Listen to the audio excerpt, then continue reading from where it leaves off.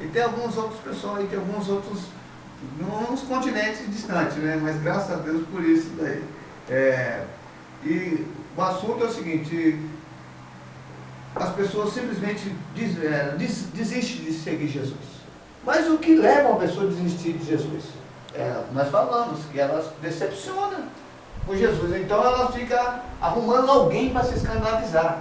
Jesus já falou bem claro, ó, acerca de quem vai escandalizar e acerca de quem se sente escandalizado. Ele disse: olha, não tem esse negócio não tem esse negócio de se escandalizar.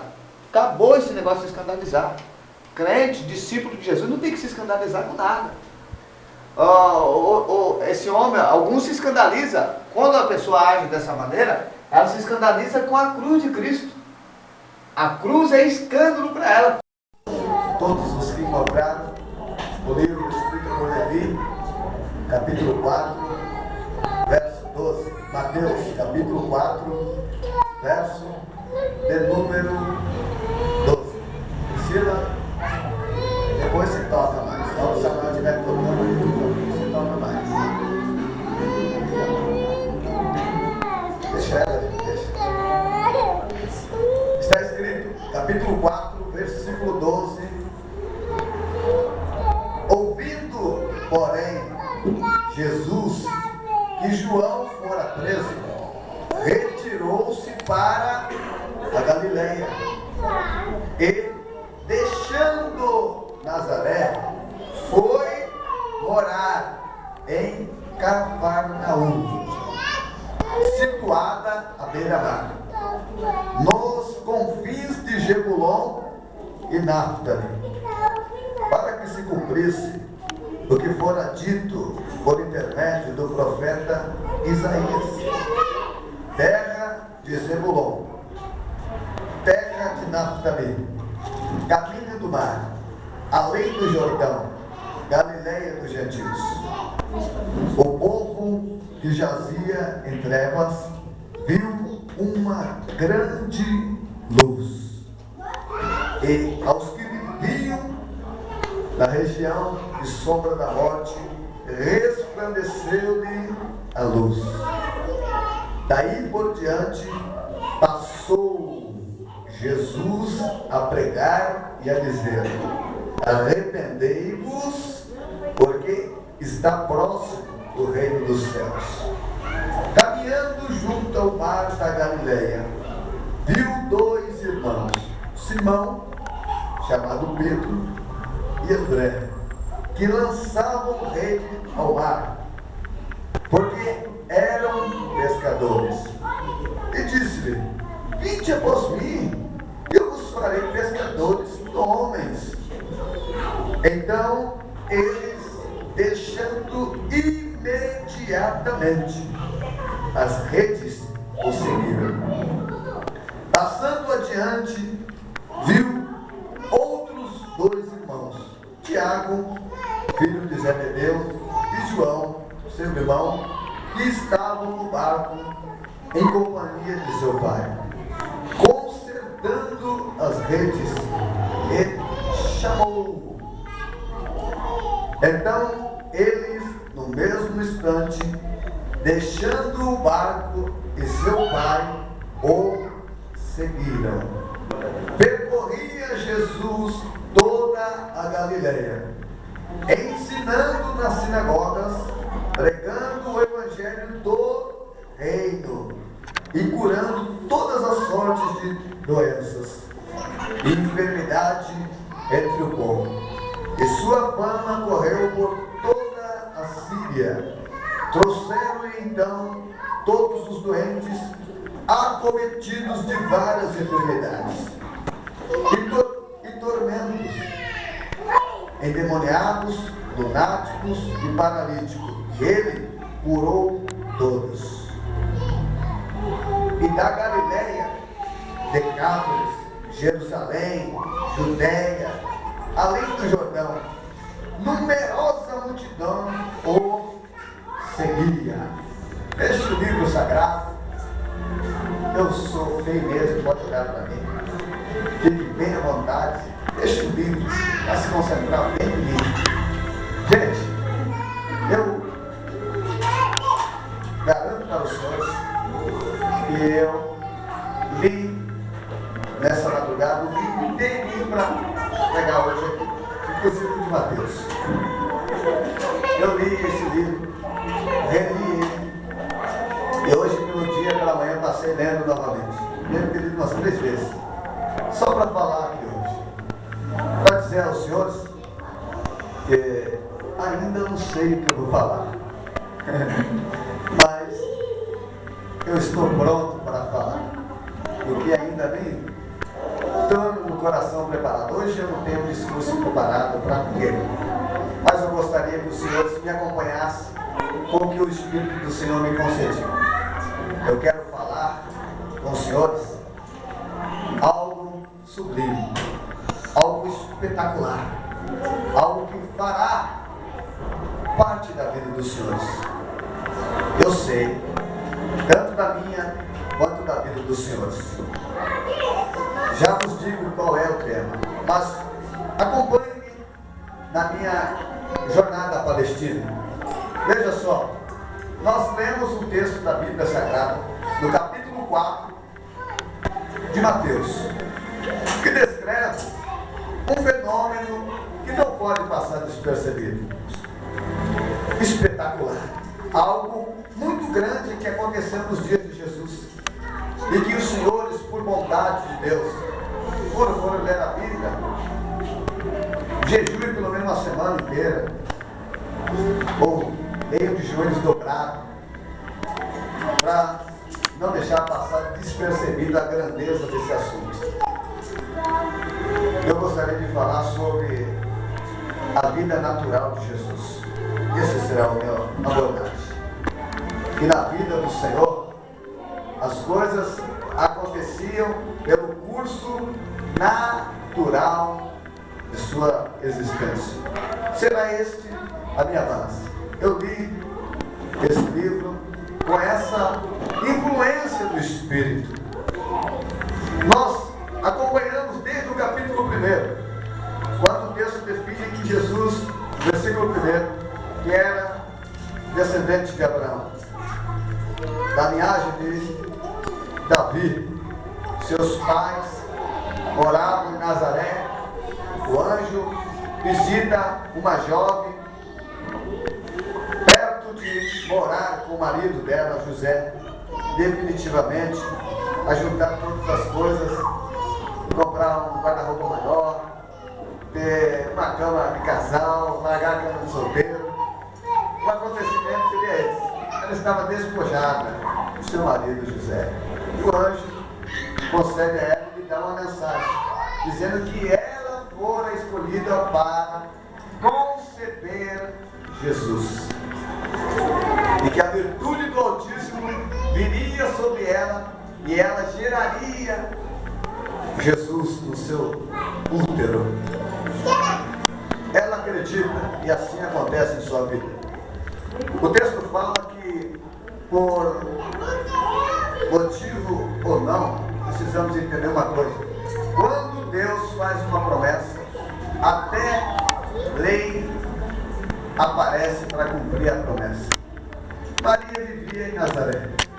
E de repente, Herodes, o Grande, baixa um decreto que todos os cidadãos judeus da Judéia, da casa de Davi, deveriam se alistar.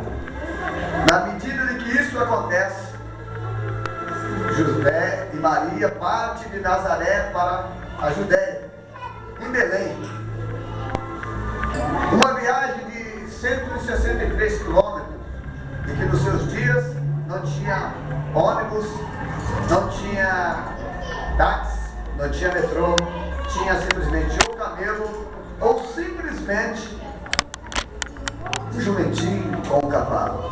Esse era o transporte. Uma mulher já grávida, provavelmente de 9 meses, enfrentar um sol pesado sobre a sua cabeça.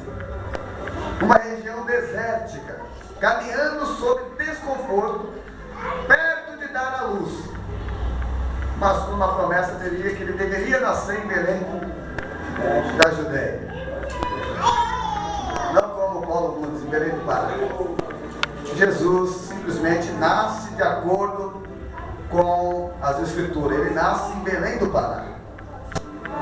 Belém da Judéia. Não, eu sei que estou olhando o senhor falar para ele. Belém da Judéia. Na seguida de que cumpre essa profecia, os anjos anunciam os pastores que trabalhavam naquela região. E uma grande explicação daquilo que Paulo escreve sobre o mistério que nos revelou. O mistério do Filho de Deus encarnado, contemplado pelos anjos, pregado no mundo e crido e recebido acima da glória. Manifestou-se em carne, foi justificado em espírito, foi pregado ao mundo, contemplado pelos anjos e recebido acima da glória. Os anjos contemplaram o seu nascimento. Jesus nasceu. Na medida que nasce, surge-se Herodes o Grande, que reinou no ano 40 até o ano 4, na era domínio, na era cristã, depois de Jesus. E esse homem, consciente de que nasceu um rei em Belém, na casa do pão, ordena que todos as crianças, depois de serem iludidas pelos magos, deveriam ser mortas, assassinadas, cumprindo-se o que Mateus escreve como uma profecia de Jeremias. Belém, Ramá, Raquel chorando e não tinha consolo pelos seus filhos. Uma matança tão grande de crianças, que assim o anjo chama José e diz: olha, foge para o Egito, cumprindo-se a profecia de Oséias, no seu capítulo, dizendo que do Egito o Senhor chamaria o seu filho e ele desce para o Egito, sai das terras dele, do seu país, e vai morar no Egito. E lá, uma longa caminhada após o nascimento de Jesus, ele fica no Egito até o tempo determinado. E como a gente entende que o texto fala que, havendo Herodes morto, provavelmente no ano 4, e que o seu filho, os seus 3 filhos, Herodes, Antipas, Herodes, Filipe e simplesmente esse Arquelau, que reinou tanto na Judéia quanto em parte de Samaria, a história fala que era o mais sanguinário de todos. E quando o Senhor traz de volta José do Egito, ele diz assim: olha, ele não quis morar na Judéia, e muito menos perto de Samaria. Correu-se para a sua terra, cumprindo-se a promessa e a profecia de que o menino deveria crescer em Nazaré, na Galiléia, para que se cumprisse nele, seria chamado o Nazareno.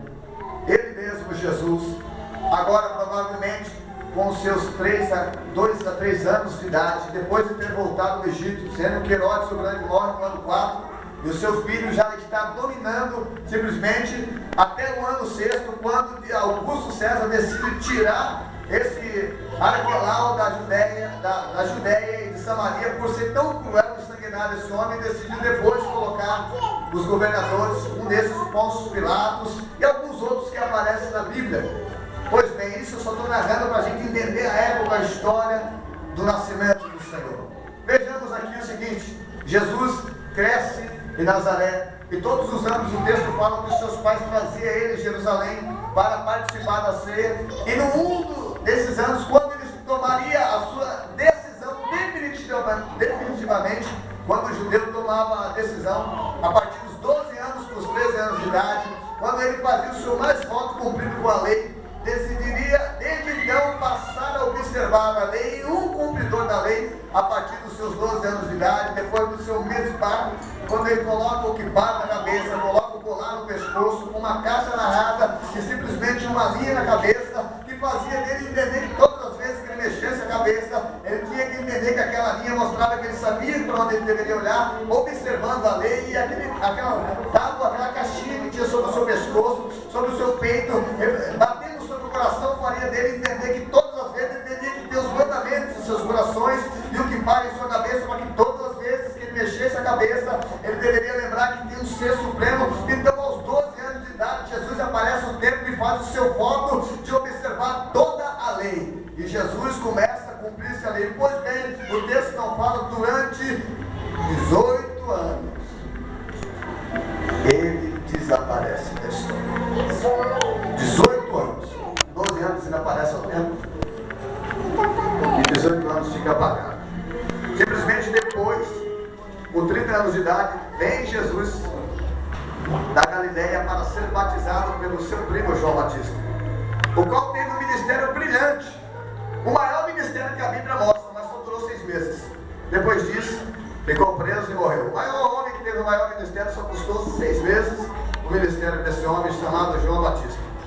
Assim, na seguida que ele batiza Jesus e o Espírito veio sobre Jesus, Jesus estava sendo cheio do Espírito, levado ao deserto, preparado para simplesmente exercer os 3 anos de sua vida, que depois a gente entende que seriam 3 anos e meio, o qual seria dedicado todos os dias pregando o Evangelho. Mas uma coisa é importante observar na vida do Senhor Jesus, desde o começo até o fim. Jesus considerava todas as coisas, Jesus dava importância a todas as coisas, nada na vida de Jesus passava despercebido. Em todos os momentos Deus o estava preparando para fazer uma obra extraordinária. Jesus, durante o seu anonimato, durante o seu ministério terreno, ele se preparou para um único momento, o qual momento fora esse de se entregar na cruz do Calvário. Jesus estava sendo preparado por Deus para simplesmente exercer um só momento de sua vida ao morrer na cruz do Calvário. Assim, quando ele, após os 12 anos, fica no anonimato, apagado na história, trabalhando com seu pai José e crescendo, obediente ao pai e mãe, e simplesmente todos os anos ele via, e até notaram que no ano 12º de sua vida, quando ainda ele era um garoto, simplesmente ele chega ao templo e começa a ensinar de uma maneira extraordinária, a ponto de as autoridades não terem como compreender como é que aquele observador, um jovem, um menino, simplesmente conhecia tanto as Escrituras e falava com tanta graça. E o texto mesmo fala, a partir dos 12 anos, qual era o tratamento de Deus com Jesus, porque o menino não crescia simplesmente de qual maneira, ele crescia na graça, crescia no conhecimento e em estatura diante de Deus e dos homens. E todas as pessoas observavam o preparo de Jesus para exercer o seu ministério. Eu vos pregarei nesse dia de hoje, mostrando para os senhores uma importância no caminho, que nada na vida do cristão acontece por acaso. Deus está preparando os senhores para exercer uma vida de poder, uma vida de autoridade, uma vida de glória, uma vida que fará prodígio para o nome de Jesus Cristo. Eu sei que tem pessoas aqui hoje chamadas por Deus, escolhidas dentro, participante do plano da eleição de Deus, e que tem um chamado específico, e que às vezes não entende muito das coisas que acontecem. Jesus simplesmente aprendeu uma coisa que é natural das coisas, quando simplesmente o diabo, após o seu batismo, leva ao deserto da Judéia, e lá mesmo ele fica 40 dias, não come, não bebe, fora tentado por Satanás durante os 40 dias, e nenhum desses tentações ele é levado a um ápice tão grande pela necessidade de sua fome, a transformar a pedra em pão. Mas Jesus Cristo entendia que nada poderia acontecer destruindo o curso simples da vida. Então eu quero que os senhores aprendam nesse dia de hoje a entender uma coisa: não adianta querer apressar o tempo, não adianta querer fugir, não adianta querer isentar ou não aceitar. Tudo tem um tempo determinado por Deus, e esse tempo na sua vida vai chegar. Esse tempo na sua vida vai chegar. Esse tempo é o tempo de Deus estar preparando os nossos corações. O tempo de Deus nos está dando maturidade. O tempo da gente crescer sim, aquele crescimento que cresce não simplesmente de aparência ou de volume, ou crescer esteticamente, mas crescendo em consciência, crescendo em humildade, crescendo em renúncia, crescendo em amor, em uma profunda consciência para com Deus. Assim Jesus crescia com poder, Jesus crescia com força, Jesus crescia na graça. Eu sei que tem pessoas hoje aqui crescendo na graça, existem pessoas crescendo, sendo acrescentada um pouco mais em suas vidas, sendo acrescentada dentro de seus corações experiências com Deus, experiências marcantes que os fará no momento oportuno de exercer o que Deus te preparou a vida toda, não voltar atrás, não desistir, não ser vencido, mas simplesmente passar e vencer, porque Deus te preparou. Jesus, ele aprendeu que não adiantava pular no pináculo do templo e descer flutuando para que as pessoas viessem dizer: olha, é o Messias mesmo, vamos acreditar, só pode ser o Messias. Jesus aprendeu que não é assim. E não adianta a gente achar que O problema é porque a gente não tem dinheiro hoje. O problema é porque se eu tivesse agora, quantos de nós estamos querendo mudar o tempo? Quantos de nós ainda não aprendemos a viver com o tempo? Quantos de nós ainda não aceitamos o tempo de Deus? Ou no momento de aprender a gente ignora.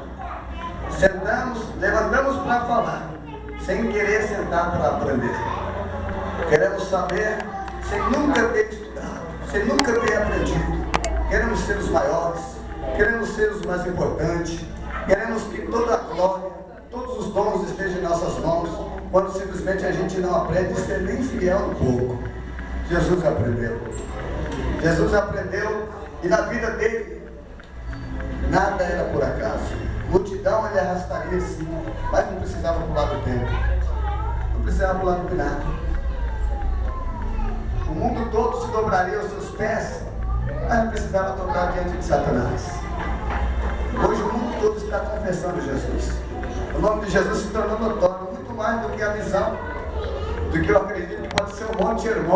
O diabo ele mostra todos os reinos do mundo, em uma fração de segundo. Nós não podemos querer fugir do tempo de Deus. As coisas na vida do cristão acontecem pelo curso natural da vida. Não adianta bater o pé, não adianta se fraquejar, não adianta ficar um murmurador, não adianta viver inconstante. O tempo de Deus não vai ser mudado. E Jesus aprendeu quando sua mãe, simplesmente, após o batismo de João, ele fica, segundo a história, 8 meses, pela cronologia do capítulo 4 de Lucas, de João, após o batismo de Jesus, após a Páscoa, ficando 8 meses em Salim, até que depois, no capítulo 4, a gente vai entender que eram os 8 meses, porque faltava 4 meses para o resto da colheita, então estava acabando. Então a cronologia a partir disso.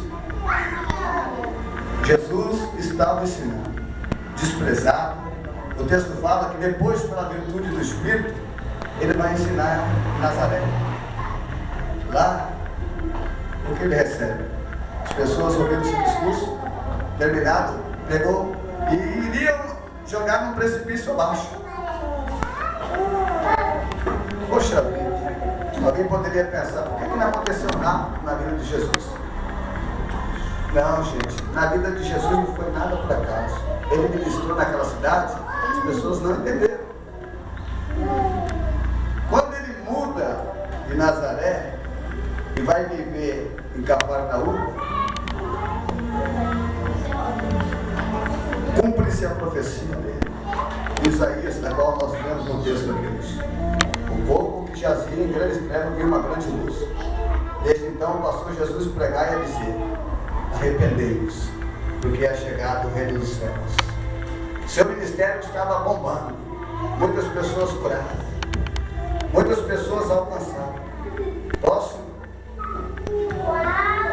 no mar da Galileia, aonde ele multiplicou pães e peixe para 5.000 homens, fora mulheres e crianças.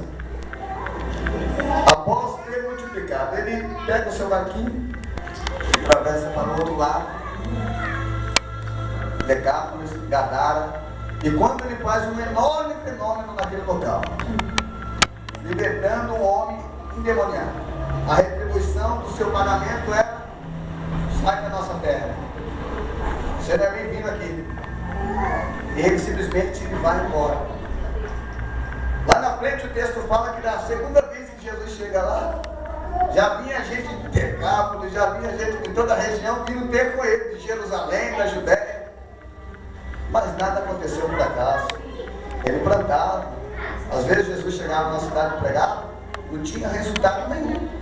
Depois, na sua segunda ida lá, acontecia das pessoas acreditavam. E vinham grandes multidões.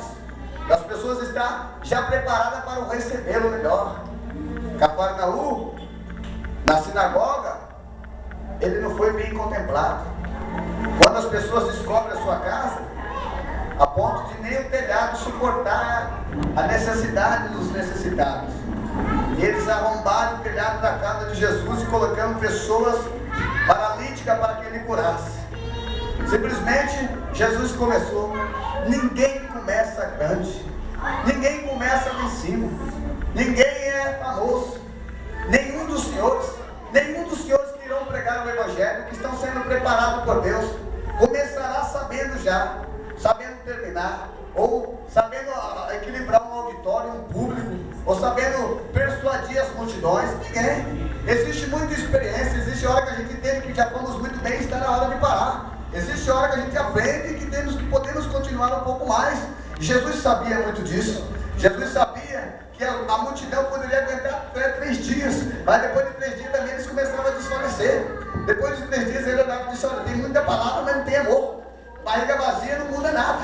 E Jesus disse: é por isso que precisa dar comida para essa gente. E na segunda vez, quando as pessoas vêm diante dele, ele disse: agora eu já sei porque essas pessoas vêm, essa multidão aumentou. É porque comeu, é porque eu enchi o bucho dela, é por causa de comida que elas estão me procurando. Jesus sabia de tudo isso. Jesus sabia dos resultados do seu ministério, mas em nenhum momento ele apressou até encarar na Galileia, como eu comecei dizendo, quando sua mãe diz assim no casamento: olha, acabou o vinho, a família está em desonra. Aí fiquei envergonhada e disse: não, ainda não, eu não tenho que apressar nada, porque ainda não chegou o meu tempo. Então Jesus aprendeu com Deus que o tempo é o maior educador da igreja, e eu quero que essa igreja aprenda que o tempo é o maior educador, o tempo é o maior professor que os senhores terão, e que hoje os senhores poderão desprezar essa oportunidade, esse tempo, desprezar esse ministro que está falando, mas lá na frente os senhores vão olhar para trás e eles vão saber que os senhores deveriam ter aprendido com o tempo. Jesus aprendeu muito bem com todas as circunstâncias de sua vida. Ele aprendeu a ser fiel sobre grandes auditórios, aprendeu a pregar e às vezes a receber simplesmente quase o assassinato de si mesmo. Aprendeu a pregar e ver as pessoas chegar na cara dele e dizer: não acredito, isso é um mentiroso, pode vir alguma coisa boa da Galileia. É simplesmente: olha por aí, já vem o Cristo da Galileia. Jesus aprendeu a viver com as maiores dificuldades. Jesus aprendeu a viver com condições que não eram gostosas para nenhum de nós viver. Aprendeu a ser rejeitado, aprendeu a ser perseguido, até ensinou os discípulos que quando perseguisse de uma cidade, fugisse para outra.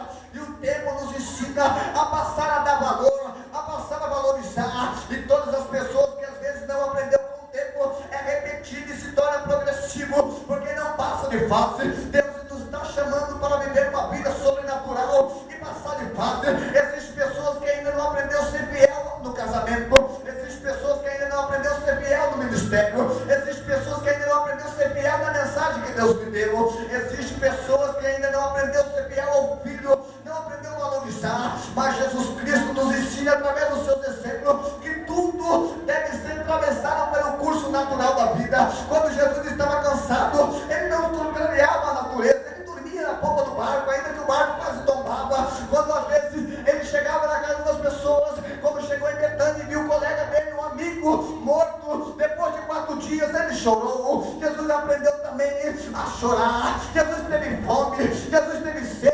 No caminho de Samaria, eles pediu água a uma mulher. Depois de cansado da viagem, com fome, Jesus não fazia as coisas fora do normal. Jesus tinha sede, ele tinha fome, ele se cansava. Às vezes ele era que nem nós nesses dias de hoje. Às vezes poderia olhar para as pessoas e dizer: ninguém está levando a sério, ninguém está nem aí, as pessoas não querem saber de nada, ninguém está levando a sério. Mas só que Jesus não, ele sabia desde o começo todas aquelas pessoas, porque na mesma consciência que a Bíblia fala, que ele sabia, ele dizia: não receba o testemunho do nome, porque ele bem sabia o testemunho de cada homem. Ele sabia que aquele grupo fraco que estava com ele, que entre aquela enorme multidão tinha 70 e nos 70 tinha 12, e entre esses 12 ainda só 13 se destacava. Jesus sabia muito bem com quem poderia contar, sabia que o seu fraco Pedrinho ainda não estava preparado, ainda não estava pronto. Mas eu vos digo uma coisa: só existe um preparo da igreja, uma maneira do Senhor. Eu preguei até aqui para dizer o seguinte, que toda a vida de Jesus foi baseada de um preparo. Jesus estava cheio do Espírito, estava sendo preparado por Deus para morrer na cruz do Calvário, para salvar a humanidade, para edificar a igreja a qual ele edificou. Sendo que, assim como a definição de Pedro, que Pedro fez uma convicção de que Jesus era o Cristo, e sobre essa convicção ele edificava a sua igreja. igreja. Quando Jesus morre na cruz do Calvário, ele até ressuscita e chama Pedro para dar continuidade ao ministério. Ele disse uma coisa e sabia bem daqueles que estão fracos, e eu quero transmitir exatamente isso hoje. Ele chega em Lucas capítulo 24, verso 49, após ele ter dado mandamento aos seus discípulos, ele chega e diz: permanecei em Jerusalém até que do alto sejais revestido de poder. Porque esse mesmo homem que fracassava com Jesus lá atrás, esse mesmo grupo que às vezes desistia, como lá está escrito em Zacarias 13, que feriria o pastor e todas as ovelhas da linha, sairia fora, abandonaria, não estaria, não ficaria com ele. Jesus sabia que ia chegar o tempo simplesmente desses homens fracos deixarem de ser fracos, desses homens inexperientes deixarem de ser experientes, com a chegada do meio do Espírito Santo. Ele diz: olha, quando o Espírito Santo vier, você que é fraquinho, vocês que tem mania de me abandonar, até você que tem mania de me negar 3 vezes, até você que quer sentar à direita ou à esquerda e que acha que aqui alguém é melhor que alguém, quando o Espírito Santo chegar, isso não vai ser mais assim. Você vai aprender no coração, porque o Espírito Santo ensina, e todas as vezes que o Espírito Santo ensina, pode marcar as nossas vidas. Todo o resultado e todo o auge de nossas vidas só terá um bom êxito se estiver marcada com o Espírito Santo. Eu não digo hoje, nesse dia de hoje, recebe de Deus o poder do Espírito Santo, recebe a capacitação de Deus, recebe o poder de Deus, o seu Espírito Santo, pelo qual sem ele ninguém poderá continuar no caminho. Eu estava brigando comigo mesmo, tanto no nosso grupo quanto no embate. O Senhor me ensinou: Senhor, tem um monte de coisas que eu ensino, mas não é levado a sério, não é considerado. Parece que se perde. Ele falou comigo no meu coração: quando esses receberem o Espírito Santo, eles vão entender. Vai entender. Esse que sai fugindo e negando, ou quem quer viver a sua própria vontade, sai falando o que quer. Quando a gente recebe o Espírito Santo, não é mais assim. No capítulo 14 de João, e o verso 16, Jesus disse: olha, eu vou para o Pai, mas eu tenho um substituto.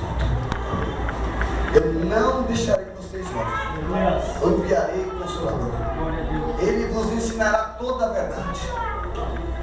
Somente através do Espírito Santo. Gente, meu desejo é que todos os senhores sejam cheios do Espírito Santo.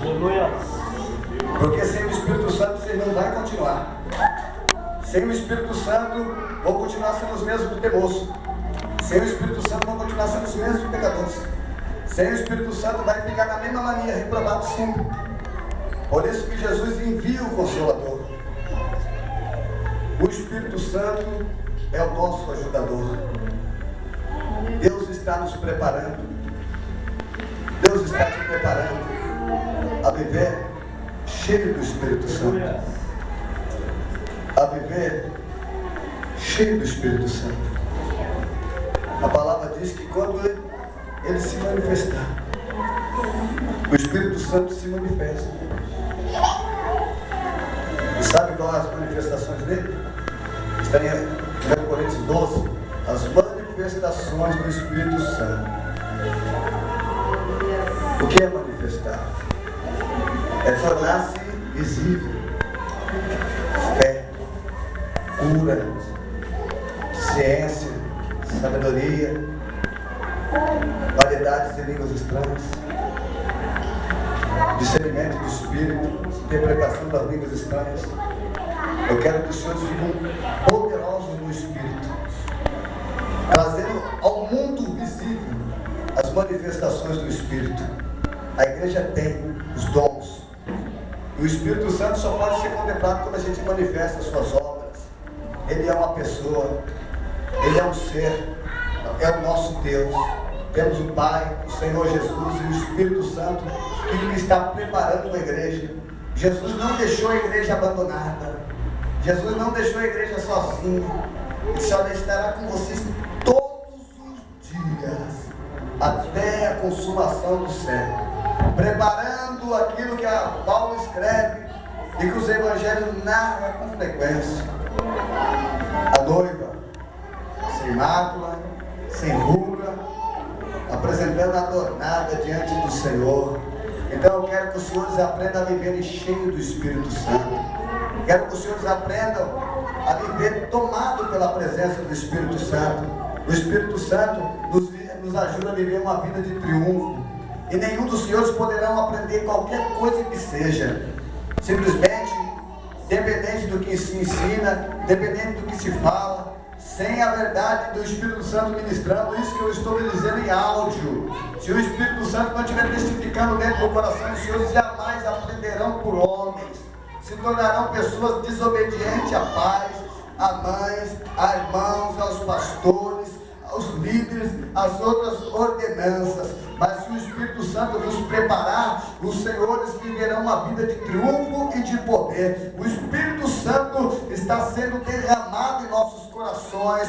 O Espírito Santo nos está sendo liberado e a virtude do Senhor está nos enchendo. Em nome do Senhor Jesus, vivam cheios do Espírito Santo. Em nome do Senhor Jesus, vivam tomados pela presença do Espírito Santo. Em nome do Senhor Jesus, sem o qual ninguém vai ser arrebatado, sem o qual nós não temos poder contra o pecado. É o Espírito Santo que Jesus disse que quando ele viesse, ele convenceria o mundo do pecado, do juízo e da justiça. O Espírito Santo é que te convenceu que Jesus morreu e que o corpo dele foi assassinado na cruz do Calvário, simplesmente para ali colocar fim ao pecado. Ele morreu pelos nossos pecados, ele ressuscitou para a nossa esperança, ele virá arrebatar a igreja que é dele, em nome do Senhor Jesus Cristo. Jesus aí nos ensina que viver sem o Espírito Santo é impossível e que ninguém sairá do lugar se não estiver cheio do Espírito Santo. Com o Espírito Santo, os senhores aprenderão a respeitar as mulheres.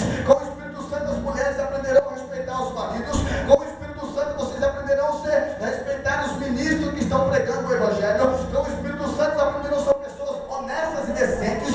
Sem o Espírito Santo não tem santidade. Sem o Espírito Santo não tem verdade no coração. Eu quero que vocês vivam e entendam que o Espírito Santo é uma pessoa na medida que que a palavra até diz para cada um dos senhores nunca esquecer: não entristeçais o Espírito Santo. Se os senhores entristeceram esse Espírito, hoje é dia de a gente pedir perdão de Deus. Encha-me do Espírito. Não quero entristecer o Espírito, não quero me afastar do Espírito. O Espírito Santo está preparando vocês. Em nenhum momento vocês devem esquecer disso. Todos os dias na igreja vocês devem ouvir falar e dizer muitas coisas sobre Jesus, e dizer muitas coisas sobre o Evangelho, mas jamais esquecer de anunciar e de entender que o seu amigo Jesus Cristo mandou o sucessor, que é o Espírito Santo, o qual está preparando a igreja preparada pelo Espírito. Eu quero a Deus que nesse momento que falta o seu Espírito, venha sobre essa igreja um quebrantamento, venha sobre essa igreja uma renúncia, um peso de glória, a santidade de Deus, a comunhão com o Espírito Santo. Sinta comigo hoje, sinta comigo agora. Quem andou vazio, ou andou pecando, ou andou desgarrado, ou andou despercebido, ou andou pecando, andou sem consciência, sem temor, hoje com a presença do Espírito Santo, nós estamos sendo fortalecidos, estamos sendo restaurados, estamos sendo levantados por Deus. O Espírito Santo está aqui te convidando para a verdade. Vivam cheios do Espírito Santo, sejam batizados. Muitas coisas é esquecido na igreja aí dos Estados, as pessoas esquecem do Espírito Santo. Na vida de Paulo, meu, assim quando ele está cego, quando Ananias coloca as mãos sobre a vida dele, a palavra diz que ele foi cheio do Espírito depois que foi batizado. E esse mesmo Paulo, cheio do Espírito, porque é importante viver assim, esse Espírito que nos está ensinando a andar nos passos de Jesus. Esse homem chamado Paulo, ele vivia com Deus, cheio do Espírito. Quando ele estava na Ásia Menor, ele queria subir para a Bitínia, o Espírito disse não. Você sabe o que ele fez? Ele não fez como a maior parte de nós, extinguiu o Espírito, ou desprezou o Espírito. Não, Paulo obedeceu. O Espírito Santo não deixou de pregar na Bitínia, ele simplesmente ficou na posição de não entristecer o Espírito Santo, na qual a noite ele dorme e recebe a direção de Deus. Depois dessa mesma Ásia, quando ele chega na cidade de Éfeso, Depois que Apolo está no capítulo 18 e 19 de Atos dos Apóstolos, ele pergunta lá para os irmãos a importância de receber o Espírito Santo quando crente. Alguém me disse: nós nem sabemos quem é o Espírito. E ele coloca as mãos sobre as pessoas e elas começam a falar em outras línguas, a receber o dom da fé. Fé, 1 Coríntios 12, é um dom. Palavra da sabedoria é um dom. Por isso que diz a manifestação. Quem é que pode trazer a manifestação? O Espírito Santo presente. Quando vocês estão pregando, vocês estão trazendo a manifestação do Espírito Santo. Quando estão trazendo revelações, está manifestando a presença do Espírito Santo. Quando está curando as pessoas, a manifestação do Espírito Santo. Por isso que Jesus disse que os sinais seguirão os que creem. Se estão vazios e sem fé, é porque estão andando vazio do Espírito Santo. Deus está nos convidando hoje a que viver cheio do Espírito Santo. A maior parte das pessoas aqui hoje não tem fé. Elas até acreditam no Dorinho, acreditam na Bezerra da Silva, acreditam no Dipirona, na farmácia, no governo, mas poucas pessoas acreditam no Espírito Santo, tem fé. E é essa igreja morta e vazia de fé que nós não podemos ser. Não pode ser mais.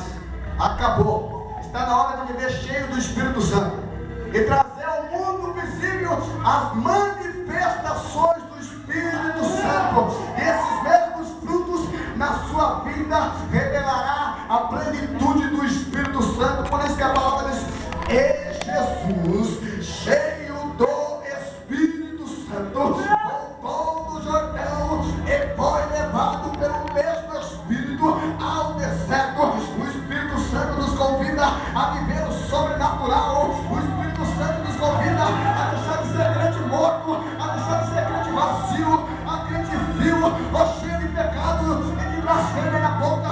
Quando o Espírito Santo vier, esse murmurador não vai ser mais murmurador. Quando o Espírito Santo encher a sua vida, esse pecador, esse adúltero, cobiços, esse mentiroso, essa briguenta, esse briguento, esse filho da perdição, vai deixar de ser um filho da perdição, mas vai ser um filho de Deus.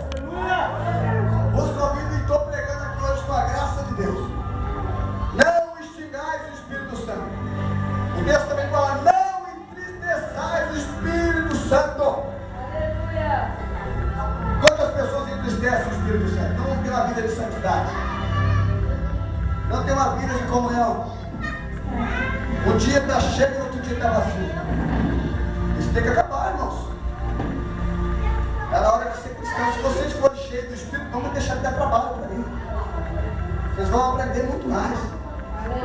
Eu não vou precisar ficar chamando a atenção. Se eu tiver uma vida cheia do Espírito Santo, vocês não vão ver em mim nenhuma inconstância, não vai encontrar em mim desânimo, não vai encontrar em mim um escândalo. Em nome do Senhor Jesus. Jesus estava sendo preparado por Deus. Ele aprendia com os cursos naturais. Então a maior parte das pessoas, quando dá errado uma entrevista de emprego, porque ela falou a verdade, às vezes ela fica tentada a mentir, para na próxima vez ser aceita. Elas ficam mudando o curso natural da vida, quer apressar os tempos, quer apressar as coisas. Então existe um monte de insubordinado que não está sendo guiado por Deus, nada disso. Jesus disse no capítulo 3 de João: quem nasce do Espírito não sabe de onde vem nem para onde vai. O Espírito Santo está preparando a igreja, mas não é a igreja morta, a igreja lavada e remida pelo precioso sangue de Jesus.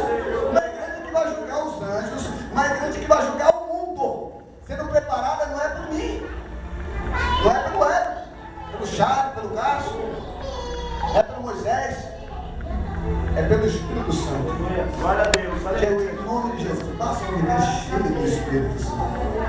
Jesus cheio do Espírito Santo, ele sobe para Jerusalém. Ele até disse para vocês discípulos: vocês precisam orar. Você não consegue orar uma horinha. Uma horinha parece que vai morrer. Porque a carne é fraca. O Espírito está pronto, mas a carne é fraca. Paulo disse: não encha a cara de cachaça. Não se embriagueis com vinho. Não se embriagueis com vinho em que há contenda, mas enchei-vos do Espírito Santo. Ele disse, olha, você vai, fica em Jerusalém até do alto ser revestido. Quando o Espírito vem, a igreja começa a crescer. A igreja começa a ir adiante. E é isso que eu já vou encerrar. Nós temos que ministrar a ceia hoje. Mas eu gostaria de pregar essa palavra. Não apresse o curso natural das coisas. Jesus disse que sem o Espírito Santo não dá. Mas se receber o Espírito Santo, receber. Então, por favor, viva uma vida de oração. Se deixar de orar, vai viver a vida da vida. Se deixar de viver a vida, se deixar de jejuar, se quiser virar um gnosticismo, aquela falsa verdade que é ensinado, dizendo, olha, nós somos espirituais aqui na cabeça. O corpo eu faço desempregado tudo que a carne permite. E quando simplesmente a gente entende, pastor Everton, cada cristão aqui que às vezes a mulher brigando com o marido, ou às vezes um brigando com o outro, falando mal do outro, porque não receberam o Espírito. Porque está andando vazio do Espírito. Aí se entende o que está escrito em Romanos 7. Encontra aquela lei nos membros. Encontra lá, que ela encontra lá, porque não é dominado pelo Espírito. Encontra aquela, o que eu quero fazer, eu faço, né? O que eu não quero, isso eu faço. Mas com o Espírito Santo, isso é resolvido. Com o Espírito Santo, você vai deixar de ser fraco. Com o Espírito Santo, nós vamos ser invencíveis. Com o Espírito Santo, você vai até a cruz. Com o Espírito Santo, você não desiste. Com o Espírito Santo, você não morre no caminho. Com o Espírito Santo, você continua. Jesus estava sendo preparado. E simplesmente, no seu ministério terreno, ele ficou preso. Ele teve cansaço, fome. Ele não foi aplaudido pelos do templo. Jesus não teve uma família rica. Jesus não teve uma mãe muito famosa, como a rainha Elizabeth, que alguém ela dá uma palavra intercede. Mas mesmo assim, Jesus teve tudo que Deus queria te dar. Tudo que Deus queria dar a ele, ele teve. Ele recebia tudo. Ele até entendia que aquele grupo que estava com ele era de gente fraca. E que sem o Espírito Santo, esse cara não é frente não. Você vai olhar. Sem o Espírito Santo, eles negam. Sem o Espírito Santo, ele se suicida. Sem o Espírito Santo, essa gente aí faz coisa doida. Eles vão querer abrir o próprio negócio. Sem o Espírito Santo, ele vai achar. Vão pregar até o Evangelho, mas não do reino. Sem o Espírito Santo, existe um monte de gente pregando o Evangelho, mas não do reino. O Espírito Santo faz a gente pregar o Evangelho do reino. É o Evangelho do reino, que faz discípulo, do que acompanha, aquele que socorre o necessitado, aquele que ajuda o aflito e o necessitado, aquele que não nos faz opressores, mas aquele que faz, sim, pastores, apacentar.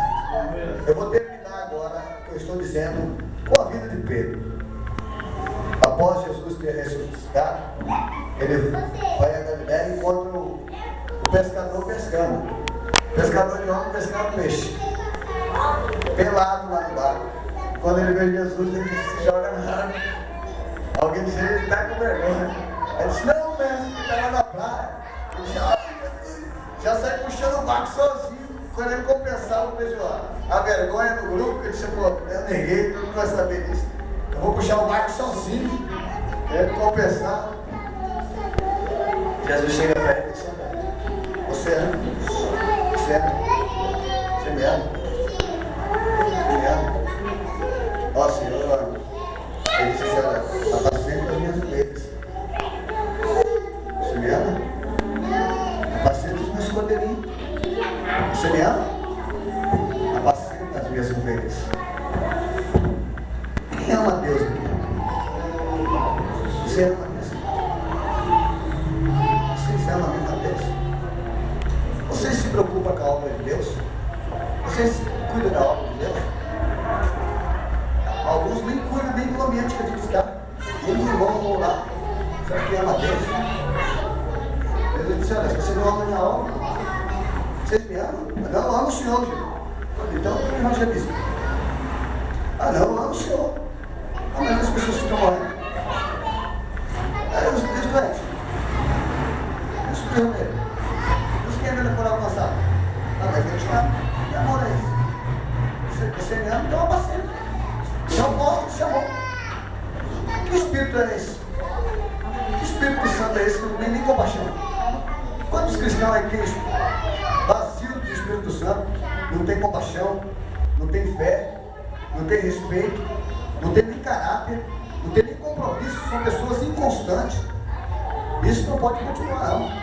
Você não pode continuar, não. Eu não posso continuar, não. Se nós recebemos o Espírito Santo, esse negócio não pode continuar, não. Morto de pilantra, querendo sempre passar os outros para trás, querendo sair na vantagem, deixando um rombo para trás, só ganhando e os outros que se dane. Não, não tem isso, não. Vamos poder ler, não vou continuar pregando o Evangelho de mentira. Paulo pregava o Evangelho, está escrito em Atos capítulo, 1 Coríntios capítulo 1. Ele disse, olha, quando eu fui ter com vocês, eu não fui com sublimidade de palavras. Não, não tem esse negócio de falar. Eu não estava narrando que esse que tem uma parecida está narrando, não. Eu fui em demonstração de poder. É isso que tem que pregar, poder. O texto de Atos 10 diz o seguinte, Deus ungiu a Jesus com o Espírito Santo e com poder, o qual andou por toda parte fazendo bem a todos e curando os enfermos do diabo. Quantos filhos de Deus têm poder? Quantos foram ungidos por Deus aqui? Eu quero, me arrisco lá, não tem que comer de levantar a mão, mas não sou sendo carrasco com ninguém não, mas sou sendo franco. Vamos viver cheios do Espírito Santo, vamos viver tomados pela verdade. Não vamos ser cristãos, alguns acham que ser crente é só frequentar o culto aqui no dia de sábado domingo, mas não tem uma vida de cristão. Em nome do Senhor Jesus, fica cheio do Espírito Santo. Em nome de Jesus, Pai, me ajuda, Pai. Ó Deus, eu vou fazer que nem o seu filho Jesus. Vou orar para que eles vejam. Fazer que nem Jesus. Senhor, eu sei que o Senhor está me ouvindo. Mas eu sei que é o teu Espírito Santo que fala. Se o Senhor Espírito Santo não estiver falando ao coração das pessoas, nada do que eu falei vai adiantar, Senhor. Agora, se o Senhor abrir o coração, como aconteceu com Lídia, lá assim, na cidade de Filipos, quando Paulo estava pregando, e eles acreditando, não é Deus que está nos falando, meu Deus, coisas grandes vão acontecer na vida desses cristãos aqui, Senhor. Eles vão pregar com graça do Senhor, eles vão ser cristãos autênticos. Essa obra não é humana, é uma obra divina, e nenhuma principado, potestade, osso demoníaca tem poder contra ela, Senhor. Por isso, nesse momento, eu te peço que o Senhor envie o teu Espírito Santo, quebrando todos os grilhões e derramando o avivamento do Senhor. E assim como o Senhor ungiu Jesus com o Espírito Santo, unja cada cristão hoje com o Espírito Santo e com poder. Unja, abra a porta do batismo com o Espírito Santo, em nome do Senhor Jesus. Se os senhores viverem cheios do Espírito Santo, me recebam hoje por profeta. Preste bem atenção na minha profecia. Se hoje alguém que ouviu isso abrir o coração, mas abrir todo o coração, e dizer, eu aceito que o Espírito Santo entre em mim e faça essa obra, eu quero contribuir para o progresso do Evangelho, quero ser um cristão de verdade, Deus vai estar te enchendo. Em nome do Senhor Jesus, o Espírito Santo está presente, Jesus está preparando a sua igreja, o Espírito Santo está dizendo para vocês, olha, está na hora de acordar, aquilo que o Espírito Santo disse em Efésios capítulo 5, verso 13, desperta tu que dorme, levanta dentre os mortos, Cristo te esclarecerá. Jesus Cristo hoje nos está levantando e dizendo assim, não dá, sem o Espírito Santo não dá, sem o Espírito, sem santidade, sem amor, sem uma busca, sem uma intensidade de poder na vida, não dá. Deus está derramando poder sobre nossas vidas para vivermos uma vida de poder, uma vida de impacto. Em nome de Jesus, que fique registrado na mente de cada um o meu delírio aqui hoje, mas com muita consciência do que falei. Em nome do Senhor Jesus. Amém.